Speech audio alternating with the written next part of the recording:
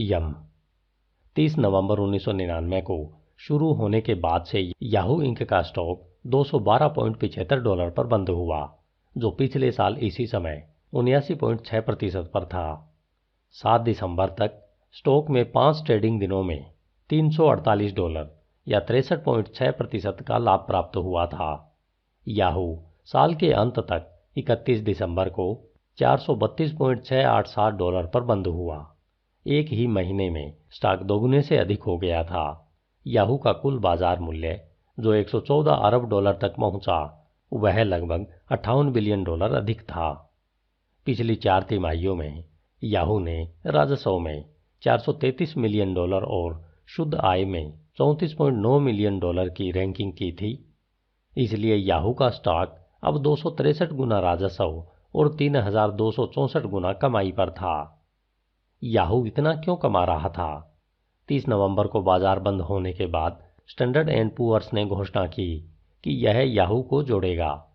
अपने S&P 500 index के साथ 7 दिसंबर तक इंडेक्स फंड और अन्य बड़े निवेशकों के लिए एक अनिवार्य होल्डिंग और मांग में अचानक वृद्धि से स्टॉक को अधिक से अधिक अस्थायी रूप से चलाने के लिए सुनिश्चित किया गया था।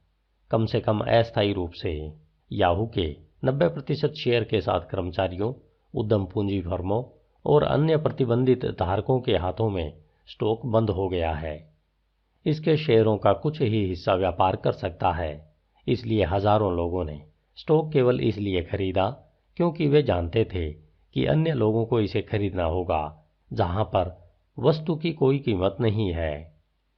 इस बीच यम पेप्सिको का एक पूर्व विभाजन, जिसमें हजारों केंटकी फ्राइड चिकन, पिज़्ज़ा हट और टैको बेल भोजनालयों का संचालन होता है, पिछले 4 तिमाहियों से राजस्व में $8 बिलियन का उत्पादन किया था, जिस पर इसने $633 बिलियन कमाए।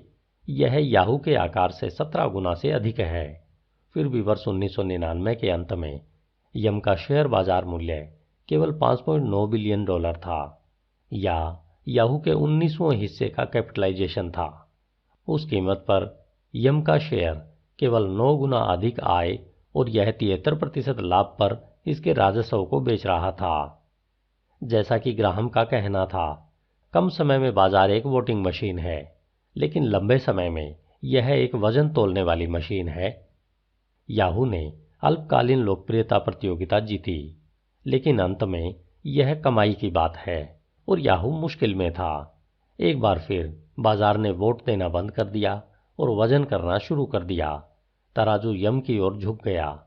2002 के दौरान इसका स्टॉक साल 2000 से 25.4% बढ़ा, जबकि याहू ने 92.4% संचयी रूप से खो दिया। Pair 3, Commerce One and Capital One. मई 2000 में कॉमर्स वन इंक पिछले जुलाई से केवल सार्वजनिक रूप से कारोबार किया गया था। अपनी पहली वार्षिक रिपोर्ट में कंपनी ने केवल $385 मिलियन की संपत्ति दिखाई और कुल राजस्व में केवल $34 मिलियन पर $63 मिलियन का शुद्ध घाटा दर्ज किया। इस माइनस्क्यूल कंपनी का स्टॉक अपने आईपीओ के बाद से लगभग 900% बढ़ गया था, जिसका कुल बाजार पूंजीकरण $15 बिलियन था। क्या यह ज्यादा था? हाँ, हमारे पास एक बड़ी मार्केट कैप है। कॉमर्स वन के मुख्य कार्यकारी अधिकारी मार्क हाफमैन ने एक साक्षात्कार में कहा, लेकिन हमारे पास खेलने के लिए एक बड़ा बाजार है। हम अविश्वसनीय मांग को देख रहे हैं। विश्लेषकों को उम्मीद है कि इस साल हमें $104 मिलियन का राजस्व प्राप्त होगा, क्योंकि अतीत में हम ऐसी अपेक्षाओं को पार कर चुके हैं। हाफमैन के जवाब से 2 बातें निकलती है। पहली, चूंकि कॉमर्स वन पहले ही बिक्री में प्रत्येक डॉलर पर $2 खो रहा था, जैसा कि विश्लेषकों की उम्मीद है, अगर यह अपने राजस्व को बढ़ा देता है तो क्या यह और भी बड़े पैमाने पर पैसे नहीं खोएगा? दूसरा, कॉमर्स वन अतीत में उम्मीदों से ज्यादा कैसे प्रदान कर सकता था, और कौन सा अतीत? यह पूछे जाने पर कि क्या उनकी कंपनी कभी लाभ कमाएगी, हाफमैन के पास जवाब तैयार था। कोई सवाल नहीं है कि हम इसे एक लाभदायक व्यवसाय में बदल सकते हैं। हम 2001 की चौथी तिमाही में लाभदायक बनने की योजना बना रहे हैं।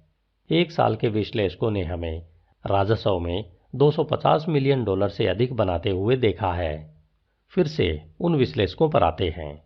मुझे इन स्तरों पर कॉमर्स वन पसंद है क्योंकि यह एक करीबी प्रतियोगिता की तुलना में तेजी से बढ़ रहा है, जिसका स्टॉक भी लगभग 400 गुना राजस्व पर कारोबार कर रहा था। जिनसेट सिंह, वासेरस्टीन पेरलो निवेश बैंक के एक विश्लेषक ने कहा, अगर ये वृद्धि दर जारी रहती है तो कॉमर्स वन 2001 में 60 से 70 गुना ज़्यादा बिक्री पर होगा। दूसरी ओर Capital One Financial Corporation Master Card और वीज़ा क्रेडिट कार्ड जारी करने वाला था। जुलाई 1999 से मई 2000 तक इसके शेयर में 21.5% की गिरावट आई। फिर भी कैपिटल वन में कुल संपत्ति $12 मिलियन थी और 1999 में $363 मिलियन की कमाई की। लगभग $7.3 बिलियन के बाजार मूल्य के साथ शेयर 20 गुना कैपिटल वन की शुद्ध कमाई पर बेचा गया। कैपिटल वन में सब कुछ ठीक नहीं था। कंपनी ने ऋण से अपने भंडार को मुश्किल में बढ़ाया था। भले ही यह खराब हो, भले ही डिफॉल्टर दरें मंदी में उठ रही हो, लेकिन इसके शेयर की कीमत कम से कम संभावित परेशानी के कुछ जोखिम को दर्शाती है। आगे क्या हुआ? 2001 में कॉमर्स वन ने राजस्व में $409 मिलियन उत्पन्न किए। दुर्भाग्य से इसके राजस्व पर हर शेयर पर लाल रंग का $2.6 बिलियन या $10.30 बिलियन का शुद्ध नुकसान हुआ। दूसरी ओर कैपिटल वन ने 2000 से 2002 की तुलना में शुद्ध आय में लगभग $2 बिलियन कमाए। इसका स्टॉक उन 3 वर्षों में 38% नीचे चला गया। पूरे शेयर बाजार की तुलना में कोई दूसरा इतना बदतर नहीं था। हालांकि कॉमर्स वन ने अपने मूल्य में 99.7% खो दिया। हाफमैन और उनके लैपडॉग विश्लेषकों को सुनने के बजाय व्यापारियों को कॉमर्स वन की वार्षिक रिपोर्ट में 1999 के लिए ईमानदार चेतावनी दी जानी चाहिए। हम कभी लाभदायक नहीं रहे। हम भविष्य के लाभ के लिए शुद्ध नुकसान उठाना चाहते हैं और हम कभी भी लाभदायक नहीं हो सकते हैं। पेयर 4, पाम और 3कॉम। 2 मार्च 2000 को डेटा नेटवर्क कंपनी 3कॉम कॉरपोरेशन ने अपने पाम इंक का 5% हिस्सा जनता को बेच दिया। पाम के पास शेष बचे 95% शेयर अगले कुछ महीनों में 3कॉम के शेयरधारकों को मिल जाएंगे। 3कॉम के प्रत्येक शेयर के लिए निवेशकों को पाम के 1.525 शेयर प्राप्त होंगे। तो ऐसे 2 तरीके थे जिनसे आप पाम के 100 शेयर प्राप्त कर सकते थे। आईपीओ में अपने तरीके से कोहनी लगाने की कोशिश करके, या 3कॉम के 66 शेयर खरीदकर और तब तक प्रतीक्षा करें जब तक कि मूल कंपनी बाकी पाम स्टॉक वितरित नहीं कर देती है। प्रत्येक 3कॉम शेयर के लिए पाम के 1.5 शेयर प्राप्त करने के लिए आपके पास नई कंपनी के अगर 100 शेयर हैं तो आपके पास अभी 3कॉम के 66 शेयर होंगे। लेकिन कुछ महीनों का इंतजार कौन करना चाहता था, जबकि 3कॉम सिस्को जैसे विशाल प्रतिद्वंदियों के खिलाफ संघर्ष कर रहा था। पाम हाथ में डिजिटल आयोजकों के स्पेस में अग्रणी था, तो पाम का स्टॉक $38 के अपने प्रस्ताव मूल्य से $95.06 पर बंद हुआ, जो 150% प्रथम दिन का रिटर्न था। इसे पिछले 12 महीनों में पाम ने अपनी आमदनी के 1350 गुना से अधिक का मान रखा था। उसी दिन 3कॉम का शेयर मूल्य $104.13 से गिरकर $81.81 हो गया। पाम की कीमत को देखते हुए उस दिन 3कॉम को कहां बंद करना चाहिए था? अंकगणित आसान है। पहला, प्रत्येक 3कॉम शेयर पाम के 1.525 शेयर प्राप्त करने का हकदार था। दूसरा, पाम का प्रत्येक शेयर $95.6 पर बंद हुआ। तीसरा, 1.525 गुना $9.06 बराबर $144.97। पाम में इसकी हिस्सेदारी के आधार पर इसका प्रत्येक 3कॉम का हिस्सा इसके लायक था।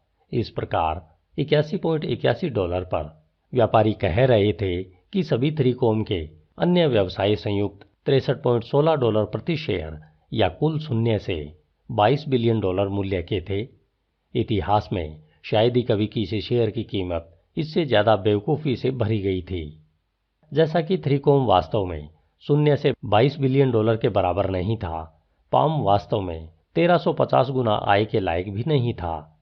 2002 के अंत तक दोनों स्टॉक हाईटेक मंदी में करा रहे थे, लेकिन यह पाम के शेयरधारक थे जो वास्तव में स्मैकडाउन हो गए थे, क्योंकि उन्होंने पहली बार में खरीदने पर सभी सामान्य ज्ञान को छोड़ दिया था।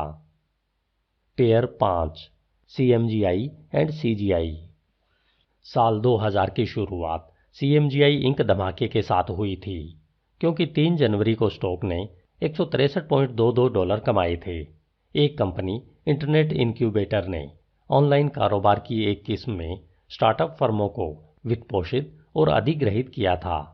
उसमें ऐसे शुरुआती सितारे जैसे कि theGlobe.com और लाइकोस आदि थे।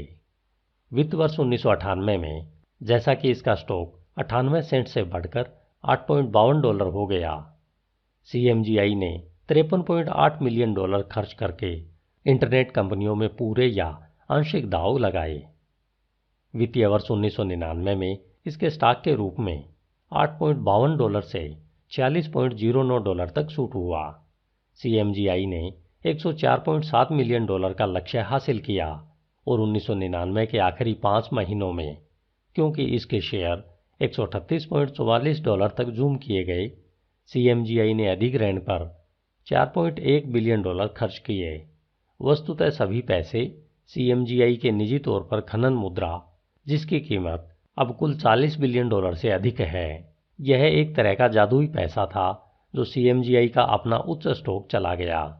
जितना अधिक CMGI खरीदने का जोखिम उठा सकता है, उतना ही अधिक इसका स्टॉक हाई चला गया। पहला स्टॉक इस अफवाह पर जाएगा कि CMGI उन्हें खरीद सकता है। फिर एक बार CMGI ने उन्हें अधिग्रहित कर लिया, क्योंकि इसका स्वामित्व उनके खुद के स्टॉक में चला जाएगा। किसी को भी परवाह नहीं थी कि CMGI ने नवीनतम में इसके संचालन पर $127 मिलियन का नुकसान किया है। वेबस्टर मैसाचुसेट में डाउनटाउन CMGI के मुख्यालय से 70 मील दक्षिण पश्चिम में एंडोवर में स्थित है, जो कॉमर्स इंक का मुख्य कार्यालय है। 1999 में इसके शेयरों में 23% की कमी आई। हालांकि इसकी शुद्ध आय $89 मिलियन थी, जो 1998 के स्तर से केवल 7% नीचे गिर गई। CGI ने 4% से अधिक के लाभांश का भुगतान किया। $870 मिलियन के कुल बाजार मूल्य के साथ CGI स्टॉक 10 गुना से कम पर कारोबार कर रहा था, और फिर अचानक सब कुछ उलट हो गया। CMGI का जादुई पैसा मीरा गो राउंड रुका हुआ है। इसके .com शेयरों की कीमत में वृद्धि बंद हो गई, फिर सीधे नीचे चली गई। अब वो उन्हें लाभ के लिए बेचने में सक्षम नहीं। CMGI को अपनी कीमत के लिए हिट के रूप में अपना नुकसान उठाना पड़ा। कंपनी ने 2000 में $1.4 बिलियन और 2001 में $5.5 बिलियन और 2002 में लगभग $500 मिलियन से अधिक खो दिया। इसका स्टॉक 2000 की शुरुआत में $163.22 से बढ़कर वर्ष 2002 के अंत तक 98 सेंट तक 99.4% का नुकसान हुआ।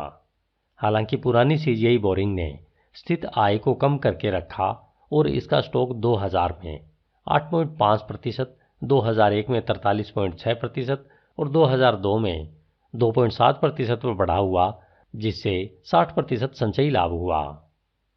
Pair 6, ball and Strecker. 9 जुलाई से 23 जुलाई 2002 के बीच बालकॉर्प का स्टॉक $43.69 से गिरकर $33.48 पर आ गया। 24% के नुकसान के साथ कंपनी $1.9 बिलियन के स्टॉक मार्केट मूल्य पर आ गई थी। उन्हीं 2 हफ्तों में स्ट्राइकर कॉरपोरेशन के शेयर $49.55 से गिरकर $45.60 पर आ गए। इसी के साथ 8% की गिरावट के साथ स्ट्राइकर की कुल कीमत $9 बिलियन हो गई। इन दोनों कंपनियों ने इतने कम समय में इतना मूल्य क्या वास्तव में कमाया? आर्थोपेडिक प्रत्यारोपण और सर्जिकल उपकरण बनाने वाले स्ट्राइकर ने उन 2 हफ्तों के दौरान एक प्रेस विज्ञप्ति जारी की। 16 जुलाई को स्ट्राइकर ने घोषणा की कि दूसरी तिमाही में इसकी बिक्री 15% बढ़कर $734 मिलियन हो गई, जबकि कमाई 31% बढ़कर $86 मिलियन हो गई थी। अगले साल स्टॉक 7% तक बढ़ा, फिर राइट डाउन हिल लुढ़क गया। फलों और सब्जियों के डिब्बाबंदी के लिए इस्तेमाल किए जाने वाले प्रसिद्ध बाल जार के मूल निर्माता बॉल अब औद्योगिक ग्राहकों के लिए धातु और प्लास्टिक की पैकेजिंग करते हैं। उन 2 हफ्तों के दौरान बॉल ने कोई प्रेस विज्ञप्ति जारी नहीं की थी। 25 जुलाई को हालांकि बॉल ने बताया कि इसने दूसरी तिमाही में $1 मिलियन की बिक्री पर $50 मिलियन कमाए थे, जिससे 1 साल पहले इसी अवधि में शुद्ध आय में 61% की वृद्धि हुई थी। यह अपनी कमाई को 4 तिमाहियों में $152 मिलियन तक ले गया। इसलिए यह स्टॉक बॉल कमाई से सिर्फ 12.5 गुना कारोबार कर रहा था और $1.1 बिलियन के बुक मूल्य के साथ आप 17 गुना स्टॉक खरीद सकते हैं, जो कंपनी की मूर्त संपत्ति के लायक था। स्ट्राइकर एक अलग लीग में थे। पिछली 4 तिमाहियों में कंपनी ने शुद्ध आय में $301 मिलियन उत्पन्न किए थे। स्ट्राइकर का बुक मूल्य $570 मिलियन था। इसलिए कंपनी पिछले 12 महीनों में अपनी कमाई के 30 गुना से कई गुना मोटी कमाई पर कारोबार कर रही थी और इसकी बुक वैल्यू लगभग 16 गुना ज़्यादा थी। दूसरी ओर 1992 से 2001 के अंत तक स्ट्राइकर की कीमत 18.6% सालाना बढ़ी थी, जिससे इसका लाभांश प्रति वर्ष लगभग 21% बढ़ गया था और 2001 में स्ट्राइकर ने भविष्य के विकास के लिए आधार बनाने के लिए अनुसंधान और विकास पर $142 मिलियन खर्च किए थे। तब क्या इन दोनों शेयरों में गिरावट आई थी? 9 जुलाई और 23 जुलाई 2002 के बीच, जैसा कि वर्ल्डकॉम ने दिवालियेपन में उलटफेर किया, डाउ जोन्स इंडस्ट्रियल एवरेज 9096.09 से गिरकर 7702.34, जो कि 15.3% पर नीचे आ गया था। बॉल और स्ट्राइकर की अच्छी खबरें बुरी सुर्खियों और गिरते बाजार में खो गई, जिसने इन दोनों शेयरों को अपने साथ ले लिया। हालांकि बॉल स्ट्राइकर की तुलना में कहीं अधिक सस्ते में समाप्त हो गए। यहाँ सबक यह नहीं है कि बॉल एक चोरी थी और स्ट्राइकर एक जंगली पिच थी। इसके बजाय बुद्धिमान निवेशक को यह पहचानना चाहिए कि बाजार की पैनिक अच्छी कंपनियों जैसे बॉल और महान कंपनियों जैसे स्ट्राइकर के लिए अच्छे दामों के लिए बड़ी कीमतें बना सकते हैं।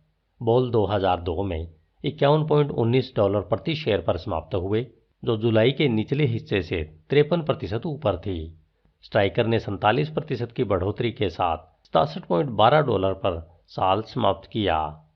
हर बार एक समय में मूल्य और विकास स्टॉक समान रूप से बिक्री पर जाते हैं। आप किस विकल्प को पसंद करते हैं, यह काफ़ी हद तक आपके स्वयं के व्यक्तित्व पर निर्भर करता है, लेकिन प्लेट के दोनों ओर मोल भाव किया जा सकता है। Pair 7, Nortel and नॉर्टेक।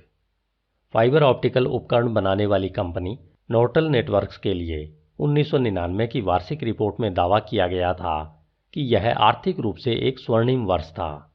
फरवरी 2000 तक $150 बिलियन से अधिक के बाजार मूल्य पर नॉर्टेल के स्टॉक ने कमाई के 87 गुना पर कारोबार किया।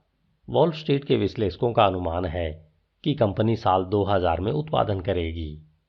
वह अनुमान कितना विश्वसनीय था? नॉर्टेल ने बकाया खातों में जिन ग्राहकों को बिक्री की थी, जिन्होंने अभी तक बिल का भुगतान नहीं किया था, उन्होंने एक वर्ष में $1 बिलियन का भुगतान किया था। कंपनी ने कहा कि वृद्धि 1999 की चौथी तिमाही में बढ़ी हुई बिक्री से प्रेरित थी।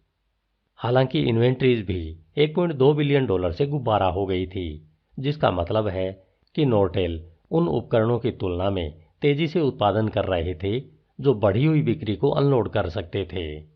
इस बीच नॉर्टेल के लॉन्ग टर्म रिसीवेबल बिलों ने अभी तक बहुवर्षीय अनुबंधों के लिए भुगतान नहीं किया था।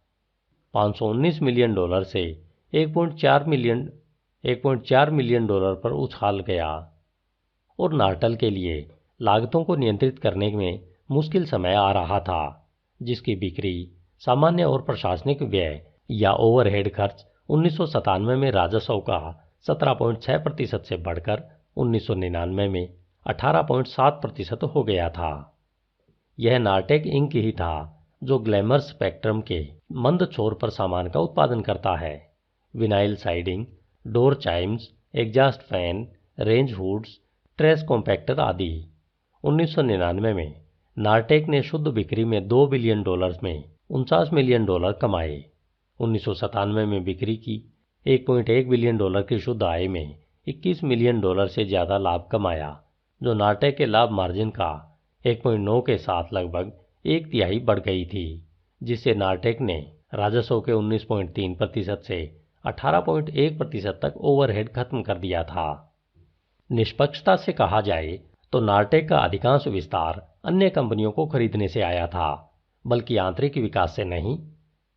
नार्टेक के पास $1 मिलियन का ऋण था, जो एक छोटी सी फर्म के लिए एक बड़ा भार था। लेकिन फरवरी 2000 में नार्टेक के शेयर की कीमत 1999 में अपनी कमाई से 5 गुना थी, जो निराशावाद में एक स्वस्थ खुराक जैसी थी। दूसरी ओर नार्टेल की कीमत आने वाले साल में 87 गुना हो सकती है। यह आशावाद का एक बड़ा ओवरडोज था। जब सभी ने ऐसा कहा और किया गया था, तब उन्होंने कहा $1.30 की कमाई के बजाय नारेल ने साल 2000 में प्रति शेयर $1.17 खो दिया। अंत में 2002 में नास्टेल ने लाल निशान में $36 बिलियन से अधिक का खून बहाया था।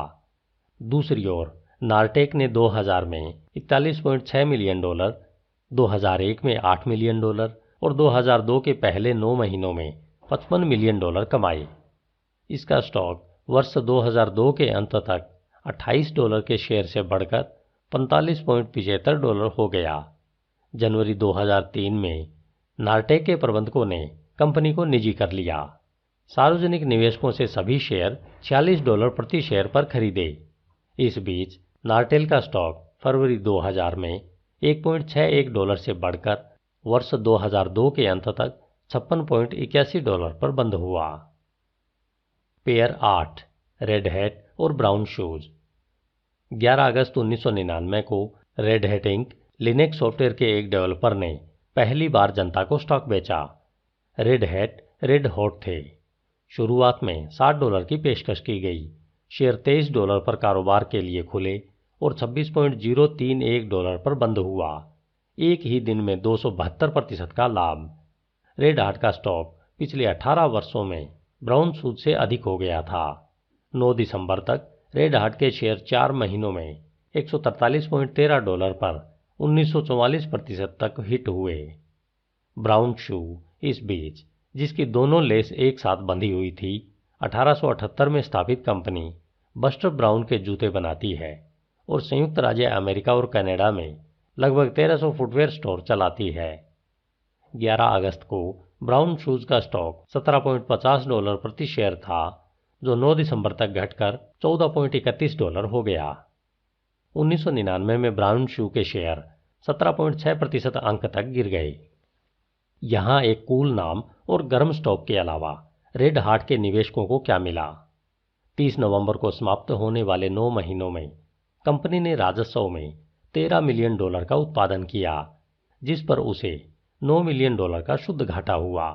रेड हाट का व्यवसाय सड़क के किनारे वाले डेलिकेटसन की तुलना में मुश्किल से ही उससे बड़ा था और बहुत कम आकर्षक था, लेकिन व्यापारियों, जिन्हें सॉफ्टवेयर और इंटरनेट जैसे शब्दों ने प्रेरित किया था, ने 9 दिसंबर तक रेड हैट के शेयर का कुल मूल्य $21.3 बिलियन तक पहुंचा दिया। पिछली 3 तिमाहियों में कंपनी के शुद्ध बिक्री में $1.2 बिलियन और कमाई में $32 मिलियन का उत्पादन किया था। ब्राउन शू के पास लगभग $1 नकद और अचल संपत्तियों के हिस्से थे। बच्चे अभी भी बस्टर ब्राउन जूते खरीद रहे थे, फिर भी 9 दिसंबर को ब्राउन शू के स्टॉक का कुल मूल्य $261 मिलियन था। बमुश्किल रेड हाट का आकार भले ही ब्राउन शू के पास रेड हाट के राजस्व का 100 गुना था, उस कीमत पर ब्राउन शू की वार्षिक आय का 7.6 गुना और इसकी वार्षिक आय का 1/4 से भी कम मूल्य था। दूसरी ओर रेड हाट का कोई लाभ नहीं था, जबकि इसका स्टॉक इसकी वार्षिक बिक्री से 1000 गुना से अधिक पर बिक रहा था। रेड हाट कंपनी ने लाल निशान को दबाए रखा और इसे जल्द ही शेयर भी किया। हालांकि ब्राउन शू ने अधिक मुनाफा कमाया और इस तरह इसके शेयरधारकों ने भी। इन सभी से हमने क्या सीखा? बाजार ने अल्पावधि में ग्राहम के सिद्धांतों की खिल्ली उड़ाई थी, लेकिन उन्हें हमेशा अंत में मान लेते हैं।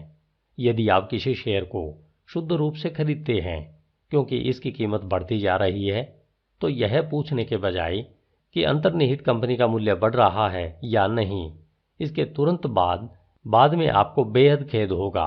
यह एक संभावना नहीं है, यह एक निश्चिंतता है। धन्यवाद। HindiAudiobook.com। आपका दिन शुभ हो। द इंटेलिजेंट इन्वेस्टर, अध्याय 19, शेयरधारक और प्रबंधन की लाभांश नीति। HindiAudiobook.com। सबसे खतरनाक असत्य यह है कि सत्य थोड़े विकृत होते हैं।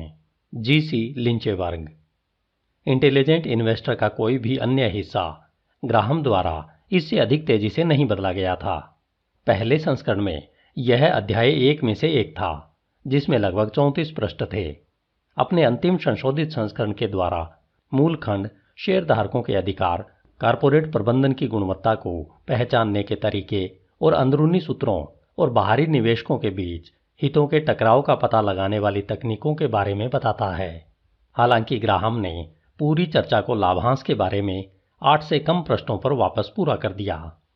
ग्राहम ने अपने मूल तर्क की 3/4 से अधिक कटौती क्यों की? दशकों के प्रबोधनों के बाद उन्होंने स्पष्ट रूप से उम्मीद छोड़ दी थी कि निवेशक कभी भी कॉरपोरेट प्रबंधकों के व्यवहार की निगरानी में कोई दिलचस्पी नहीं लेंगे।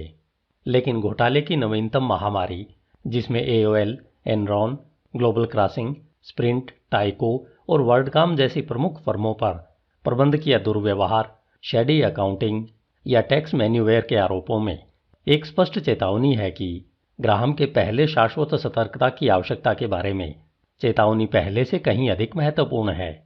आइए वापस देखते हैं और आज की घटनाओं के प्रकाश में उनकी चर्चा करते हैं। थ्योरी बनाम प्रैक्टिकल। ग्राहम ने अपनी मूल पुस्तक की शुरुआत the west edge business owner की चर्चा करते हुए सिद्धांत स्टॉक होल्डर एक वर्ग के रूप में राजा है में बहुमत के रूप में कार्य करते हुए वे हायर एंड फायर प्रबंधन को अपनी इच्छा से पूरी तरह से झुका सकते हैं। लेकिन प्रैक्टिकल में ग्राहम कहते हैं शेयर धारक एक पूर्ण वॉश आउट है। एक वर्ग के रूप में वे न तो बुद्धिमान दिखते हैं और न ही सतर्क। वे प्रबंधन जो भी सिफारिश करता है, चाहे उस प्रबंधन का रिकॉर्ड कितना ही खराब क्यों न हो, उनके लिए वे शैपलीक फैशन में वोट करते हैं। औसत अमेरिकी शेयर धारक को किसी भी स्वतंत्र रूप से बुद्धिमान कार्रवाई के लिए प्रेरित करने का एकमात्र तरीका उसके तहत एक पटाखा विस्फोट करके होगा। हम विरोधाभासी तथ्य को इंगित करने का विरोध नहीं कर सकते हैं, जो लगता है कि भगवान ही अमेरिकी शेयर धारकों की तुलना में अधिक व्यवहारिक व्यवसायी है। ग्राहम चाहते हैं कि आपको कुछ बुनियादी लेकिन अविश्वसनीय रूप से गहरा एहसास हो। जब आप कोई स्टॉक खरीदते हैं तो आप कंपनी के मालिक बन जाते हैं। इसके प्रबंधक CEO तक सभी आपके लिए काम करते हैं। इसके निदेशक मंडल को आपको जवाब देना चाहिए। इसका कैश आपके पास है। इसके व्यवसाय आपकी संपत्ति है। यदि आपको यह पसंद नहीं है कि आपकी कंपनी का प्रबंधन कैसे किया जा रहा है, तो आप यह मांग करने का अधिकार रखते हैं कि प्रबंधकों को निकाल दिया जाए, निदेशकों को बदल दिया जाए या संपत्ति बेच दी जाए। ग्राहम की घोषणा के अनुसार स्टॉक होल्डर्स को जागते रहना चाहिए। इंटेलिजेंट मालिक। आज के निवेशक ग्राहम के संदेश को भूल गए हैं। उन्होंने अपना अधिकांश प्रयास स्टॉक खरीदने में व बहुत थोड़ा बेचने में लगाया है। निश्चित रूप से ग्राहम हमें याद दिलाते हैं कि स्टॉक होल्डर बनने के उतने ही कारण हैं जितने के देखभाल और निर्णय लेने के लिए चाहिए होते हैं। तो आपको एक बुद्धिमान निवेशक से एक बुद्धिमान मालिक बनने के लिए क्या करना चाहिए? यह बताने से शुरू करते हैं कि इसके लिए केवल 2 बुनियादी प्रश्न हैं। पहला, क्या प्रबंधन यथोचित कुशल है? दूसरा, क्या औसत शेयर धारक के हितों को उचित मान्यता मिल रही है? आपको अपने उद्योग में समान कंपनियों से प्रत्येक कंपनी की लाभप्रदता, आकार और प्रतिस्पर्धा की तुलना करके प्रबंधन की दक्षता को नापना चाहिए। क्या होगा यदि आप निष्कर्ष निकालते हैं कि प्रबंधक अच्छे नहीं हैं? तब ग्राहम आपको क्या बताते हैं कि अब क्या करना चाहिए? पहला, अधिक पर्याप्त स्टॉक होल्डरों में से कुछ को आश्वस्त होना चाहिए कि एक बदलाव की आवश्यकता है और उस बिंदु की ओर काम करने के लिए तैयार होना चाहिए। दूसरा, स्टॉक होल्डर्स की रैंक और फाइल को प्रॉक्सी सामग्री को पढ़ने और दोनों पक्षों के तर्कों को तोलने के लिए पर्याप्त खुला होना चाहिए। उन्हें कम से कम यह जानने में सक्षम होना चाहिए कि उनकी कंपनी कब तक असफल रही है, जो इनकम्बेंट मैनेजमेंट के प्रति समर्पण के रूप में कृत्रिम अपराधों से अधिक की मांग करने के लिए तैयार हैं। तीसरा, यह सबसे सहायक होगा कि जब आंकड़े स्पष्ट रूप से दिखाते हैं कि परिणाम औसत से नीचे हैं, और अगर यह बाहर के व्यवसाय इंजीनियरों को नीतियों और प्रबंधन की क्षमता पर पारित करने के लिए कॉल करने का रिवाज बन गया तब भी। प्रॉक्सी सामग्री क्या है और ग्राहम यह क्यों जोर देते हैं कि आप इसे पढ़ें? एक प्रॉक्सी विवरण में एक कंपनी अपनी वार्षिक बैठक के लिए एजेंडे की घोषणा करती है और प्रबंधकों और निदेशकों के मुआवजे और स्टॉक स्वामित्व के बारे में विवरणों का खुलासा करती है। साथ ही अंदरूनी सूत्रों और कंपनी के बीच लेन देन भी करती है। तब कंपनी यह प्रॉक्सी प्रत्येक शेयर धारक को भेजती है, जिसके माध्यम से शेयर धारकों को वोट करने के लिए कहा जाता है कि किस लेखा फर्म को पुस्तकों का लेखा परीक्षण करना चाहिए और निदेशक मंडल में किसे सेवा प्रदान करनी चाहिए। यदि आप प्रॉक्सी पढ़ते समय अपने सामान्य ज्ञान का उपयोग करते हैं तो यह दस्तावेज कोयले की खान में एक कैनरी की तरह होता है। यह एक प्रारंभिक चेतावनी प्रणाली है जो यह संकेत देती है कि कुछ गलत तो नहीं हो रहा है। फिर भी औसतन सभी व्यक्तिगत निवेशकों के लिए 1/3 और आधे के बीच अपने प्रॉक्सी को वोट करने के लिए परेशान नहीं किया जा सकता है। लेकिन क्या वे उन्हें पढ़ते हैं? अपने प्रॉक्सी को समझना और वोट करना हर एक बिट के रूप में एक बुद्धिमान निवेशक बनने के लिए एक मौलिक आवश्यकता है, क्योंकि समाचार का पालन करना और अपने विवेक को वोट देना एक अच्छा नागरिक होना है। इससे कोई फर्क नहीं पड़ता कि आप किसी कंपनी के 10% के मालिक हैं या केवल 1% के मालिक हैं। यदि आप कभी भी खुद के शेयर के प्रॉक्सी को नहीं पढ़ते हैं और कंपनी बस्ट हो जाती है तो आपको जिस व्यक्ति को दोषी ठहराना चाहिए वह आप खुद ही हैं। यदि आप प्रॉक्सी पढ़ते हैं और उन चीज़ों को देखते हैं जो आपको परेशान करती है तो प्रत्येक निर्देशक के खिलाफ वोट दें ताकि आप उन्हें अस्वीकार कर सकें, और वार्षिक बैठक में भाग लें और अपने अधिकारों के लिए बोलें। और स्टॉक को समर्पित एक ऑनलाइन संदेश बोर्ड खोजें जैसे कि finance.yahoo.com पर, और अन्य निवेशकों को उनके कारण में शामिल होने के लिए मीटिंग या रैली का आयोजन करें। ग्राहम का एक और विचार भी था जो आज के निवेशकों को लाभ दे सकता है। एक या अधिक पेशेवर और स्वतंत्र निदेशकों के चयन के माध्यम से प्राप्त होने वाले फायदे ये हैं कि आपको या किसी को व्यापक व्यावसायिक अनुभव होने चाहिए जो उद्यम की आवश्यकताओं पर एक ताज़ा और विशेषज्ञ नज़र डाल सकें। उन्हें एक अलग वार्षिक रिपोर्ट प्रस्तुत करनी चाहिए जो सीधे स्टॉक होल्डर को संबोधित की जाए और प्रमुख प्रश्न पर उनके विचार रखें जो उद्यम के मालिकों को चिंतित करता है। क्या व्यवसाय बाहरी स्टॉक होल्डर के लिए परिणाम दिखा रहा है जो उचित प्रबंधन के तहत इसकी उम्मीद की जा सकती है? यदि नहीं तो क्यों, और इसके बारे में क्या किया जाना चाहिए? कोई केवल उस अड़चन की कल्पना कर सकता है जो कि ग्राहम का प्रस्ताव कारपोरेट कारणियों और गोल्फिंग दोस्तों के बीच होगा जो आज के स्वतंत्र निदेशकों में से कई का गठन करते हैं। वैसे यह किसका पैसा है? अब ग्राहम की दूसरी कसौटी पर नजर डालते हैं। चाहे प्रबंधन बाहरी निवेशकों के सर्वोत्तम हित में काम करता हो, तब भी प्रबंधकों ने हमेशा शेयर धारकों को बताया है कि उन्हें कंपनी की नकदी के साथ क्या करना है वे अच्छी तरह से जानते हैं। ग्राहम ने इस प्रबंधकीय दुर्भावना के माध्यम से यह देखा, एक कंपनी का प्रबंधन व्यवसाय को अच्छी तरह से चला सकता है और फिर भी बाहर के स्टॉक होल्डर्स को उनके लिए सही परिणाम नहीं दे सकता है, क्योंकि उसकी दक्षता संचालन तक ही सीमित है और यह पूंजी के सर्वोत्तम उपयोग तक सीमित नहीं है। कुशल संचालन का उद्देश्य कम लागत पर उत्पादन करना और बेचने के लिए सबसे अधिक लाभदायक रास्ता ढूंढना है। कुशल वित्त के लिए आवश्यक है कि स्टॉक होल्डर्स का पैसा उनके हित के लिए सबसे उपयुक्त रूपों में काम करे। यह एक ऐसा सवाल है जिसमें प्रबंधन की बहुत कम रुचि होती है। वास्तव में यह लगभग हमेशा मालिकों से उतनी ही पूंजी चाहता है जितना कि वह अपनी वित्तीय समस्याओं को कम करने के लिए संभवतः प्राप्त कर सकता है। इस प्रकार विशिष्ट प्रबंधन आवश्यकता से अधिक पूंजी के साथ काम करेगा।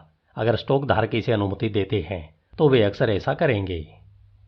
1990 के दशक के अंत और 2000 के दशक की शुरुआत में अग्रणी टेक्नोलॉजी कंपनियों के प्रबंधन ने इस डैडी नोज बेस्ड रवैये को एक नए टॉप पर ले गए। यह तर्क इस तरह से चला, आपको लाभांश की मांग क्यों करनी चाहिए जब हम उस नकदी को आपके लिए निवेश कर सकते हैं और इसे बढ़ते शेयर मूल्य में बदल सकते हैं। जिस तरह से हमारे स्टॉक में बढ़ोतरी हो रही है उस पर गौर करें। इससे यह साबित होता है कि हम आपके पैनी को डॉलर में बदल सकते हैं। अविश्वसनीय रूप से निवेशक इसके लिए हुक, लाइन और सिंकर हो गए। डैडी नोज बेस्ट इस तरह का सुसमाचार बन गया जो 1999 तक केवल 3.7% कंपनियों ने पहली बार जनता को अपना स्टॉक बेचा जिन्होंने लाभांश का भुगतान किया। 1960 के दशक में सभी आईपीओ औसतन 72.1% से नीचे थे। बस देखें कि लाभांश का भुगतान करने वाली कंपनियों का प्रतिशत दूर हो गया। लेकिन डैडी नोज बेस्ट चारपाई के अलावा कुछ भी नहीं था। जबकि कुछ कंपनियों ने अपने नकदी को अच्छे उपयोग के लिए रखा, कई और दो अन्य श्रेणियों में चले गए। जो पहली थी कि वे बस इसे बर्बाद कर रहे थे और दूसरी थी जो इसके तेजी से ढेर लगा रहे थे लेकिन वे संभवतः इसे खर्च कर सकते थे। पहले समूह में उदाहरण के लिए किराने का सामान और गैसोलीन में नासमझ उद्यम शुरू करने के बाद साल 2000 में $67 मिलियन का नुकसान हुआ, जबकि Amazon.com ने वेबवैन जैसे डॉट बमों में अपने निवेशकों के धन का कम से कम $233 मिलियन निवेश करके नष्ट कर दिया। Ashford.com ने रिकॉर्ड अब तक के दो सबसे बड़े नुकसान 2001 में जेडीएस यूनिसेफ के $56 बिलियन और एओल टाइम वार्नर के $99 बिलियन खत्म कर दिए। 2002 के बाद कंपनियों ने लाभांश का भुगतान नहीं करने का फैसला किया, जब अन्य कंपनियों के साथ विलय करने के लिए ऐसे समय में जब उनके शेयरों का अत्यधिक प्रचलन हुआ। दूसरे समूह में विचार करें कि 2001 के अंत तक ओरेकल कॉरपोरेशन ने $5 बिलियन नकद जमा किया था। सिस्को सिस्टम ने कम से कम $7.5 बिलियन जमा किया था। माइक्रोसॉफ्ट ने $38.2 बिलियन की नकदी का पहाड़ बना दिया था, जो औसतन $2 मिलियन प्रति घंटे से अधिक बढ़ रहा था। वैसे भी बिल गेट्स एक दिन में कितनी बारिश की उम्मीद कर रहे थे। इसलिए वास्तविक सबूत स्पष्ट रूप से दिखाते हैं कि कई कंपनियां यह नहीं जानती है कि अतिरिक्त रिटर्न में अतिरिक्त नकदी को कैसे बदला जाए। सांख्यिकीय साक्ष्य हमें बताता है कि मनी मैनेजर रॉबर्ट आर्नोट और क्लिफोर्ड एसेंस द्वारा किए गए शोध में पाया गया कि जब मौजूदा लाभांश कम होते हैं तो भविष्य की कॉर्पोरेट आय भी कम हो जाती है, और जब मौजूदा लाभांश अधिक होते हैं तो भविष्य की कमाई भी होती है। 10 वर्ष की अवधि में आय वृद्धि की औसत दर 3.9 अंक अधिक थी, जब लाभांश कम होने पर भी लाभांश अधिक थे। कोलंबिया के लेखा प्राध्यापक डोरोन निसिमोर अमीर जीव ने पाया कि जो कंपनियां अपने लाभांश को बढ़ाती है उनमें न केवल बेहतर स्टॉक रिटर्न होते हैं बल्कि लाभांश वृद्धि कम से कम 4 साल के लिए लाभांश परिवर्तन के बाद भविष्य के मुनाफे से जुड़ी होती है। संक्षेप में, अधिकांश प्रबंधक तब गलत होते हैं जब वे कहते हैं कि वे आपकी नकदी को आपके उपयोग की तुलना में बेहतर उपयोग पर लगा सकते हैं। लाभांश का भुगतान करना महान परिणामों की गारंटी नहीं देता है, लेकिन इससे पहले कि वे इसे या तो दूर कर सकते हैं या प्रबंधकों के हाथों से कम कुछ नगद निकालकर विशिष्ट स्टॉक की वापसी में सुधार करते हैं। कम पर बेचना, अधिक पर खरीदना। इस तर्क के बारे में कि कंपनियां अपने शेयरों को वापस खरीदकर बेहतर उपयोग के लिए अतिरिक्त नकदी कैसे डाल सकती है।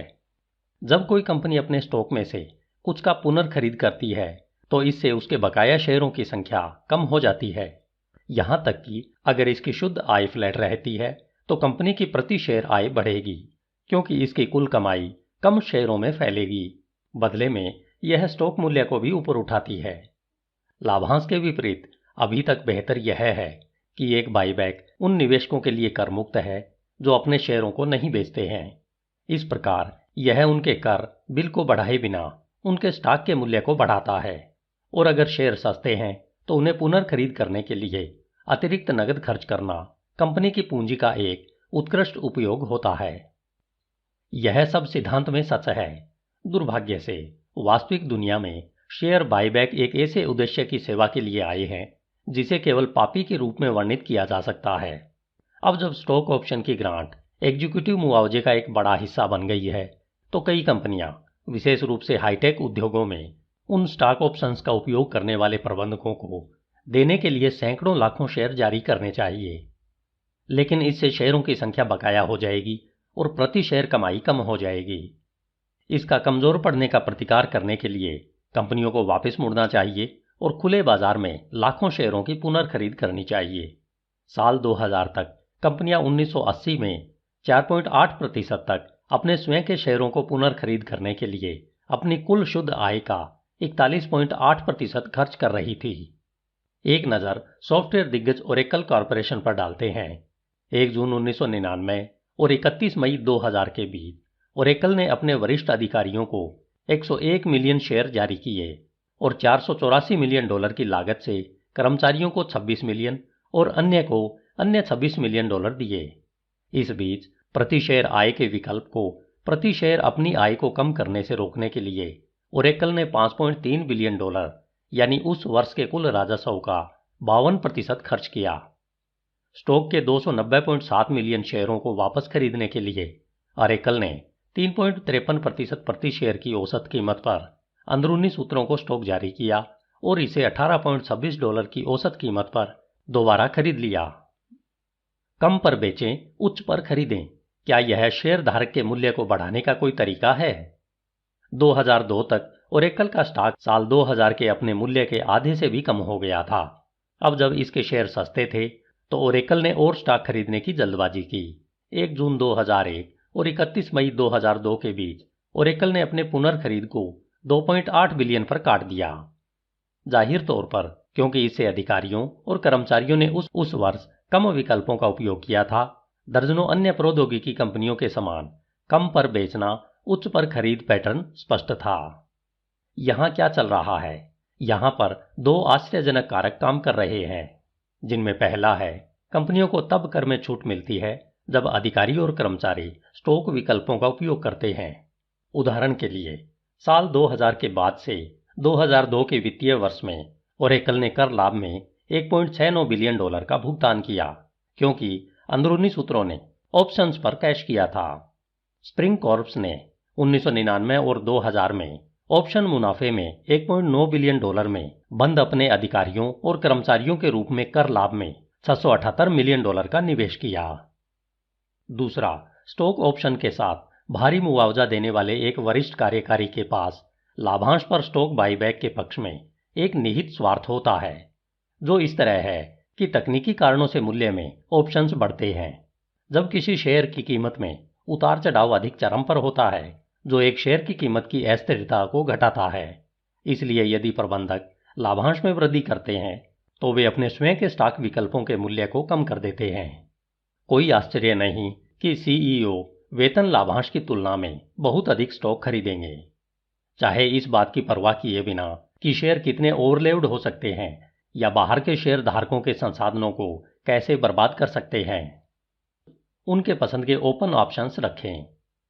अंत में डूबे हुए निवेशकों ने अपनी कंपनियों को ओवरपे अधिकारियों को उन तरीकों से मुक्त करने के लिए स्वतंत्र रूप से दिया है जो बस अचेतन थे।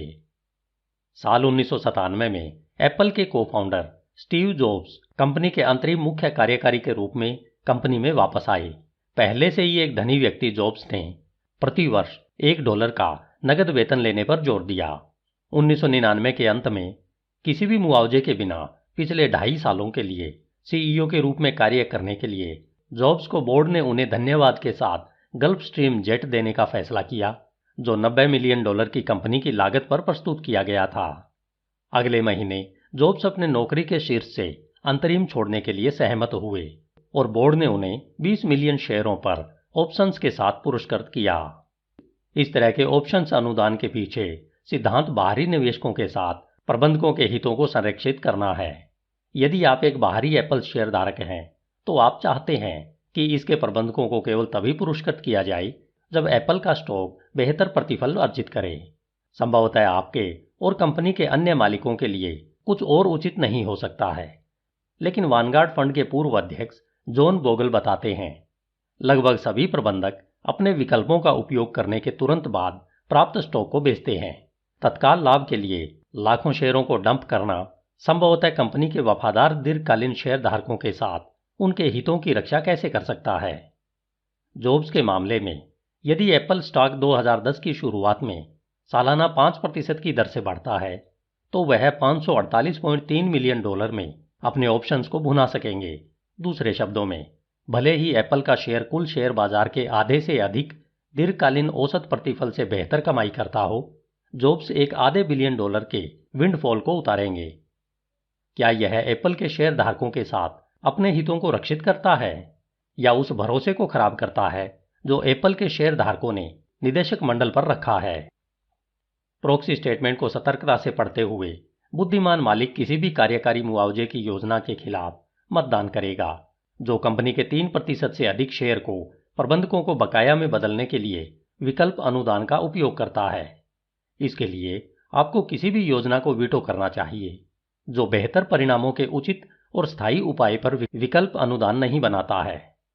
कम से कम 5 साल की अवधि के लिए एक ही उद्योग में औसत स्टॉक को बेहतर बनाने के लिए कोई भी सीईओ कभी खुद को अमीर नहीं बना सकता है यदि उसने आपके लिए खराब परिणाम उत्पन्न किए हैं।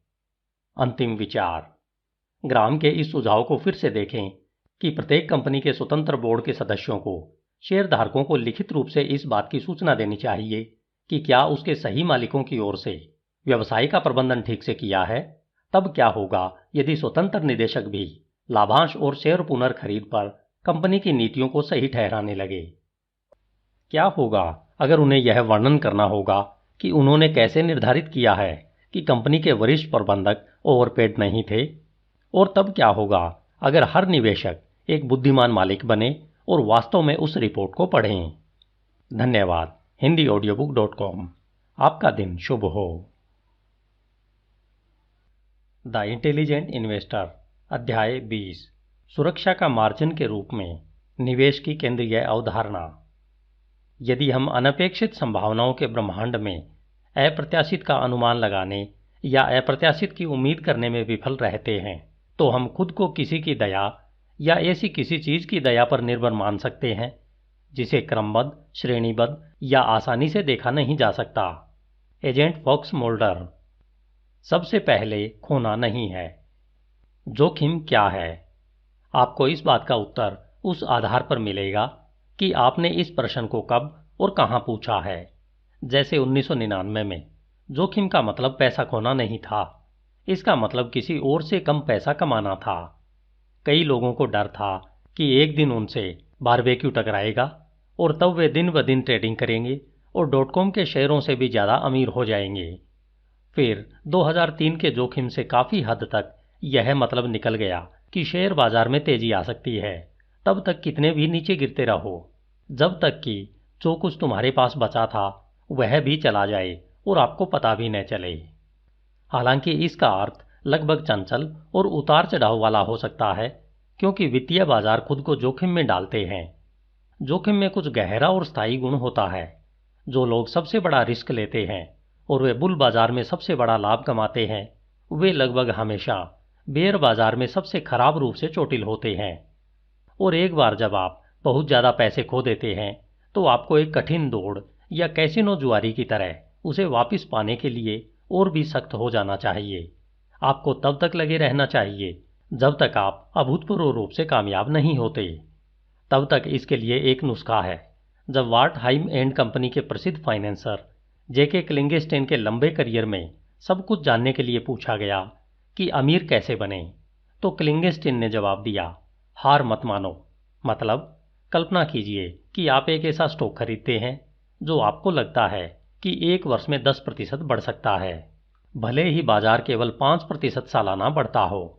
दुर्भाग्य से आप इतने उत्साही हैं कि आप बहुत अधिक कीमत चुकाते हैं और स्टॉक पहले साल में ही मूल्य का 50% खो देता है। यहाँ तक कि अगर स्टॉक तब भी बाजार की वापसी को दुगना कर देता है तो बाजार से आगे निकलने में आपको 16 से अधिक साल लगेंगे, क्योंकि आपने बहुत अधिक भुगतान किया है और शुरुआत में बहुत अधिक खो दिया है। कुछ पैसे खोना निवेश का एक अनिवार्य हिस्सा है और इसे रोकने के लिए आप कुछ नहीं कर सकते, लेकिन एक बुद्धिमान निवेशक होने के लिए आपको यह सुनिश्चित करने की जिम्मेदारी लेनी चाहिए कि आप कभी भी अपने पैसों का नुकसान न करें। हिंदू धर्म में धन की देवी लक्ष्मी को अक्सर फाइबर स्ट्रिप्स पर खड़े होकर चित्रित किया जाता है, जो पलक झपकते ही दूर हो जाती है। उसे प्रतीकात्मक रूप से रखने के लिए लक्ष्मी के कुछ भक्त उनकी प्रतिमा को कपड़े की पट्टियों से ढक देंगे या फर्श पैर पर रख देंगे। बुद्धिमान निवेशक के लिए ग्राहम की सुरक्षा का मार्जिन एक ही कार्य करता है, जिससे किसी निवेश के लिए बहुत अधिक भुगतान करने से इनकार करके आप उन अवसरों को कम कर देते हैं जिनसे आपका धन कभी भी नष्ट हो जाएगा या अचानक नष्ट हो जाएगा। इस पर विचार करें। दिसंबर 1999 में समाप्त होने वाली 4 तिमाहियों में fibre optics company JDS Uniphase Corp ने शुद्ध बिक्री में $673 मिलियन कमाए, जिस पर इसे $313 मिलियन का नुकसान हुआ। इसकी कुल मूर्त संपत्ति $1.5 बिलियन थी। फिर भी 7 मार्च 2000 को जेडीएस यूनिफेज के शेयर में $153 का हिस्सा था, जिससे कंपनी को कुल $143 बिलियन का कुल बाजार मूल्य मिला। और फिर न्यू एरा के शेयरों की तरह यह दुर्घटनाग्रस्त हो गया। जो कोई भी उस दिन इसे खरीदता था और 2002 के अंत तक उससे जुड़ा रहता, उसने इन संभावनाओं का सामना किया। यदि आपने 7 मार्च 2000 को जेडीएस यूनिपेज को $153.421 के अपने चरम मूल्य पर खरीदा था और फिर भी इसे साल 2002 के अंत तक रखा, तो वापसी की विभिन्न वार्षिक औसत दरों पर आपको अपनी खरीद मूल्य पर वापस आने में कितना समय लगेगा। यहां तक कि 10% वार्षिक रिटर्न की मजबूत दर पर इस अति खरीद पर भी 43 साल से अधिक समय लगेगा। जोखिम हमारे स्टॉक में नहीं, बल्कि अपने खुद में है। जोखिम दूसरे आयाम में मौजूद है, यानी आपके अंदर। यदि आप यह समझते हैं कि आप वास्तव में किसी निवेश को कितना बेहतर समझते हैं या कीमतों में एक अस्थायी गिरावट को संभालने की आपकी क्षमता में नहीं है, तो इससे कोई फर्क नहीं पड़ता कि आप क्या करते हैं या बाजार कैसा है। अंततः वित्तीय जोखिम यह तय करता है कि आपके पास किस प्रकार के निवेश हैं और आप किस तरह के निवेशक हैं। यदि आप जानना चाहते हैं कि वास्तव में जोखिम क्या है, तो अपने नज़दीकी बाथरूम में जाएं और दर्पण को देखें। कांच से जो आपको देख रहा है वही जोखिम है। जैसा कि आप खुद को आईने में देखते हैं, वैसे आपको क्या देखना चाहिए। नोबेल पुरस्कार विजेता मनोवैज्ञानिक डेनियल काहनमैन उन 2 कारकों की व्याख्या करते हैं जो अच्छे निर्णय लेते हैं। पहला, सही तरह से कैलिब्रेटेड आत्मविश्वास। क्या मुझे यह निवेश समझ में आता है और मुझे लगता है कि मैं ऐसा कर सकता हूं। दूसरा, सही प्रत्याशित पछतावा। अगर मेरा विश्लेषण गलत निकला तो मैं कैसे प्रतिक्रिया करूंगा। क्या पता लगाने के लिए कि क्या आपका आत्मविश्वास अच्छी तरह से कैलिब्रेट किया गया है, दर्पण में देखें और खुद से पूछें, क्या संभावना है कि आपका विश्लेषण सही है। पहला, मेरे पास कितना अनुभव है। अतीत में इसी तरह के फैसलों के साथ मेरा ट्रैक रिकॉर्ड क्या है। दूसरा, अन्य लोगों का विशिष्ट ट्रैक रिकॉर्ड क्या है जिन्होंने अतीत में यह कोशिश की है। तीसरा, अगर मैं खरीद रहा हूं तो कोई और बेच रहा है। यह कैसे संभव है कि मैं कुछ ऐसा जानता हूं जो इस दूसरे व्यक्ति या कंपनी को नहीं पता है। चौथा, अगर मैं बेच रहा हूं तो कोई और खरीद रहा है। यह कैसे संभव है कि मैं कुछ ऐसा जानता हूं जो इस दूसरे व्यक्ति या कंपनी को नहीं पता है। पांचवां, क्या मैंने गणना की है कि मेरे करों और व्यापार की लागतों के बाद भी इस निवेश को खरीदने के लिए मुझे कितना निवेश करने की आवश्यकता है। अब आईने में देखें कि क्या आप उस तरह के व्यक्ति हैं जो अपने पछतावे का सही अनुमान लगाता है। अपने आप से पूछने से शुरुआत करें, क्या मैं पूरी तरह से परिणामों को समझ सकता हूं। यदि मेरा विश्लेषण गलत हो गया है तो नंबर 1, अगर मैं सही हूं तो मैं बहुत पैसा कमा सकता हूं, लेकिन क्या होगा अगर मैं गलत हूं। समान निवेशों के ऐतिहासिक प्रदर्शन के आधार पर मैं कितना खो सकता हूं। दूसरा, क्या मेरे पास अन्य निवेश हैं जो मुझे इस बात से रूबरू कराएंगे कि क्या यह निर्णय गलत निकला। क्या मैं पहले से ही स्टॉक, बॉन्ड या फंड को अपने पास सिद्ध रिकॉर्ड के साथ रखता हूं। जब मैं जिस तरह के निवेश पर विचार कर रहा हूं जो नीचे जाता है, क्या मैं इस नए निवेश के साथ अपनी बहुत अधिक पूंजी जोखिम में डाल रहा हूं। तीसरा, जब मैं खुद से कहता हूं आपको जोखिम के लिए एक उच्च सहिष्णु होना चाहिए, मुझे कैसे पता चलेगा। क्या मैंने कभी किसी निवेश पर बहुत पैसा खो दिया है। इसे कैसे महसूस किया। क्या मैंने अधिक खरीदा या क्या मैंने जमानत दी। चौथा, क्या मैं अपनी इच्छा शक्ति पर भरोसा कर रहा हूं कि मुझे गलत समय पर असहज होने से रोके, या क्या मैंने निवेश अनुबंध पर हस्ताक्षर करके और डॉलर के जरिए अपने स्वयं के औसत लागत व्यवहार को अग्रिम रूप से नियंत्रित किया है। मनोवैज्ञानिक पॉल स्लोविक के शब्दों में आपको हमेशा याद रखना चाहिए कि जोखिम 2 अवयवों की समान खुराक से पीसा जाता है, संभाव्यता और परिणाम। निवेश करने से पहले आपको यह सुनिश्चित करना चाहिए कि आपने वास्तविक रूप से सही होने की अपनी संभावना का आंकलन किया है और आप गलत होने के परिणामों पर कैसे प्रतिक्रिया देंगे।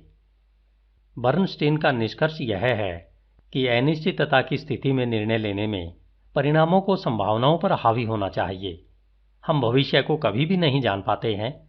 इसी प्रकार ग्राहम ने आपको यह हर बात में याद दिलाया है कि बुद्धिमान निवेशक को केवल विश्लेषण प्राप्त करने पर ध्यान केंद्रित नहीं करना चाहिए। यदि आपका विश्लेषण गलत हो जाता है तो आपको नुकसान के खिलाफ भी सुनिश्चित होना चाहिए। आपके निवेश के जीवन काल में कुछ बिंदु पर कम से कम एक गलती करने की संभावना लगभग 100% है और उन बाधाओं को पार करना पूरी तरह से आपके नियंत्रण से बाहर है। हालांकि आपके पास गलत होने के परिणामों पर नियंत्रण है। कई निवेशकों ने 1999 में अपने सभी पैसे को .com स्टॉक में डाल दिया।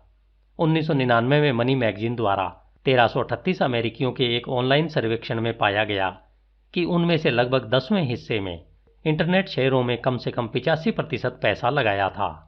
उन्होंने सुरक्षा के एक मार्जिन के लिए ग्राहम की कॉल को अनदेखा किया कि वे सही होने की संभावनाओं को जानते थे। उन्होंने गलत होने के परिणामों से खुद को बचाने के लिए कुछ नहीं किया।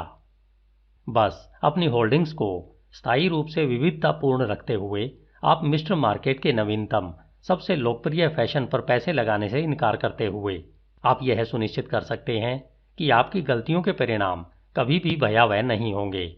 कोई फर्क नहीं पड़ता कि मिस्टर मार्केट आपको क्या परिणाम देता है। बस आप हमेशा एक शांत आत्मविश्वास के साथ कह पाएंगे कि यह समय भी निकल जाएगा। धन्यवाद। आपका दिन शुभ हो।